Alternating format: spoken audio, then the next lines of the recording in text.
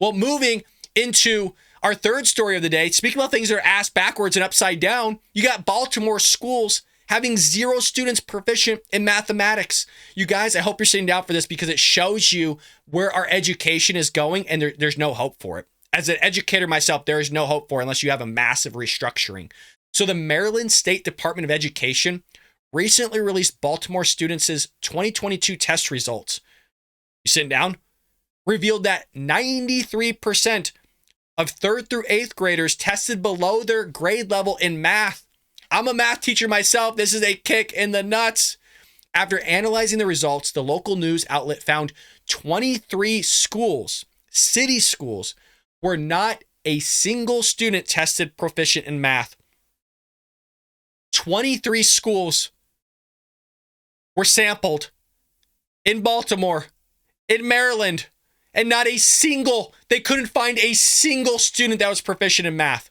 Now you might be like, well, those schools sucks. It's the teachers. I mean, it's really everybody's fault. It's the kids' fault. It's the parents' fault. It's the teacher's fault. I mean, it is an accumulation of everything. And I'll explain why in just one moment after this next paragraph. The nearly 24 schools with abysmal test scores included 10 high schools, 8 elementary schools, and 3 middle/high schools, and 2 elementary and middle schools. In total, 2,000 students at those learning institutions took the math assessment and 0 scored at grade level.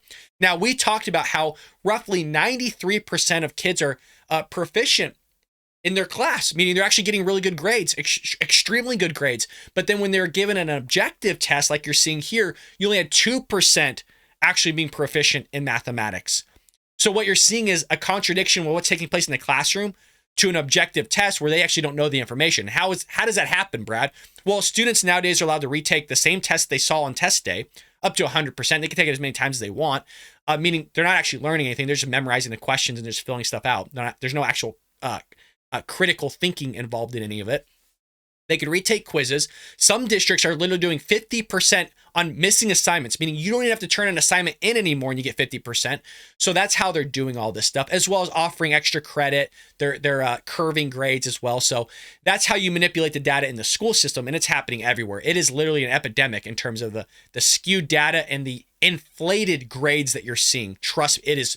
If you actually got an inside look on all this stuff, your head would spin.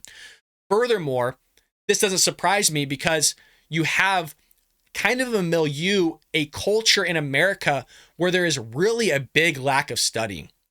There's an idea that you have to practice, it's called mathematical practice. You have to practice these skills at home. And the best way I explain it to parents, to students, or anybody even out there on the outside that I have conversations with about education is you have to treat mathematics like a skill, like a sport. If you came on the ice rink with me, because I played ice hockey for over 25 years, still a referee, if I taught you ice skating skills and you never ice skated before, and even if you had and you weren't that good at it, even if I was to teach you and you were to go home and not practice whatsoever, and then I'd see you a month later or two weeks later, whatever it may be, and you hadn't practiced, you're still going to suck. There's not going to be any progress. Even if you practice a little bit, you're still not going to excel to the point of where maybe you need to be.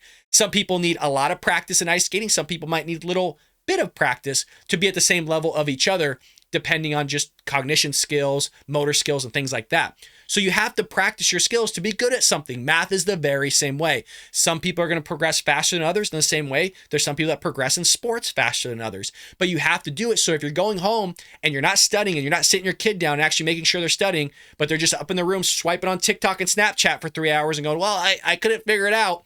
It's bogus, you guys. It is such a lie. And for some reason, as parents and adults, we really buy into it of like, oh yeah, they couldn't figure it out. You guys, we live in a time where technology is at our fingertips. You can learn anything you want. You can literally go to Harvard without going to Harvard just by watching stuff online. You can learn anything you want. So this day and age of like, well, I don't understand why my grades are bad. The teacher's not teaching me, the school sucks or whatever it may be. That might all be true, but it still does not give you an excuse not to excel in your academics. Well, they're underprivileged. They're in a poor income area. They have a cell phone. They can watch YouTube. Since when did we start as Americans rolling over on our backs going, poor me, poor me? That is not pulling up by the bootstraps. That is playing victim mentality. That is oppression mentality. You want to sit there and roll over and say, whoa, whoa, me, rather than climbing the ladder. And you know what's going to happen? There's going to be those people out there that don't say, whoa, whoa, me. There's not going to be those people. There's people out there that aren't going to be lazy. There's going to be those people that are going to excel above you because you don't want to sit there and take the necessary precautions you can to be successful. In general, there's always those outliers out there. There's always those cases. There's always those nuances. But in general, you have to rise up. So there's no excuse here. You can blame it on the schools all you want. And I think there's definitely room to be blamed there, from the admin to the administrators to the teachers. But at the end of the day, what's going on with the parents and students as well? So we can't just focus on one. We got to focus on all. The city of Baltimore, Maryland's comprehensive assessment program test results were the lowest in the state. Shocker. Only 7% of 3rd through 8th grade students scored proficient in math. That's a lot better than some. Like I said, the other one we looked at the other week was 2%. In addition, less than 15% of students in 4 additional Maryland cities scored proficient. I mean, Maryland is just, there's no education going on.